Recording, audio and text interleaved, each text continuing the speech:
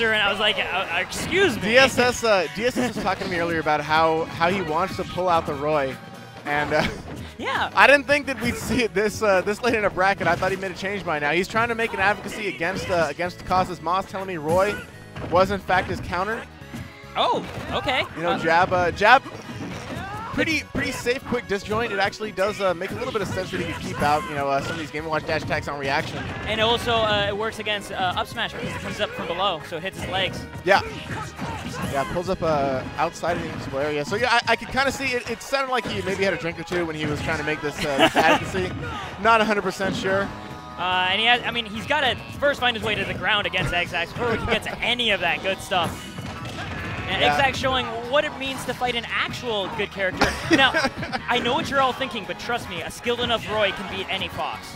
You know, he definitely can. DSS was talking to me about the combo that he wanted. He's playing Roy for a pretty specific reason, I think, and it's to cheese people with similar to Stark and Probian's infamous Ike combo. Yeah. I believe it was a down throw into air dodge read smash attack. Not just the air dodge read. Oh no, sorry, not a down throw. It was a falling up air into a footstool, into a down air weak hit jab block into a forward smash, which on Game & Watch, the character he's planning for, would actually be a super low % kill. Oh, absolutely. Unfortunately, it doesn't seem like these Japanese Vine combos are quite working for him against Xzax right now. Still having a bit of trouble taking the stock at 118%.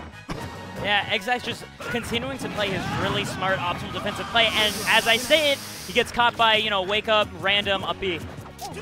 I mean, Roy things, dude. You gotta do what you gotta do. I mean, it has super armor on the ground. It's not that bad of an option. It does not the quickest startup, but people really do seem to get caught with it. Before the brokenness of Ryu's Shoryuken was really realized in the same patch that he was released, people were already recognizing the abusability of that super armor on the Roy. Up B, but that's not gonna get him out of the run up smash.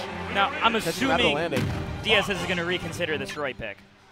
After that, you know, honestly, man, he's kind of hard to predict. Sometimes he really does want to just have the confidence in himself that would drive him to stick with the Roy pick. But given his you know, past nature of maining and having multiple characters for the multiple matchups, it's always hard to tell what he's going to be doing after any given round. We've even seen him win sometimes and still go for an alternate character.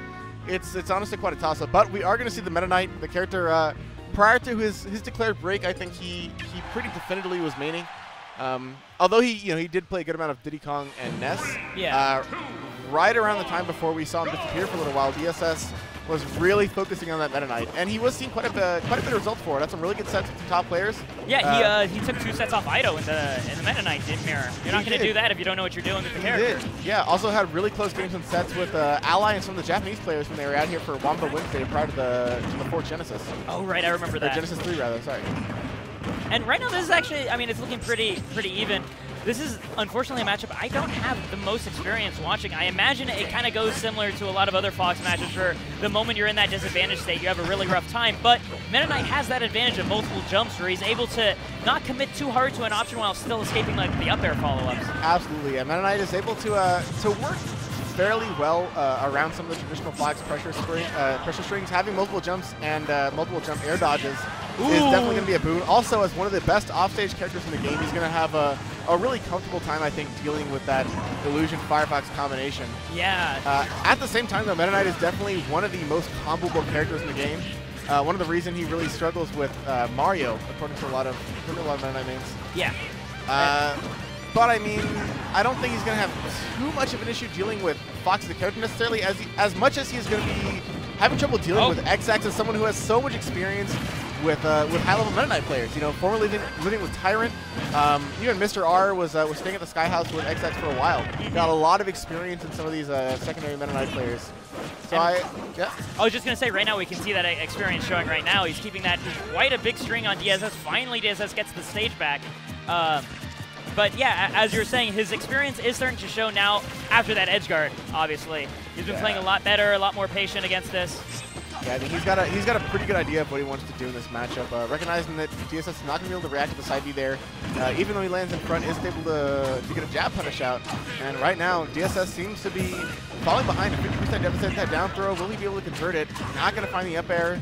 The down air will catch Xzax out of the air, but not much percent to show for that lead. And Xzax right now just looking for a confirm. Not going to go for the up smash off of that. Yeah, I don't think he was quite prepared for it to land. It was good that he recognized that he wasn't prepared and didn't even try to follow up. Yeah, just tried to run out, not trying to get any kind of crazy Meta Knight follow-ups. Fox definitely has the advantage in terms of ability to really just move around the stage and pressure an opponent's shield from multiple sides. But Meta Knight, by virtue of the strength of each individual punish, I like that.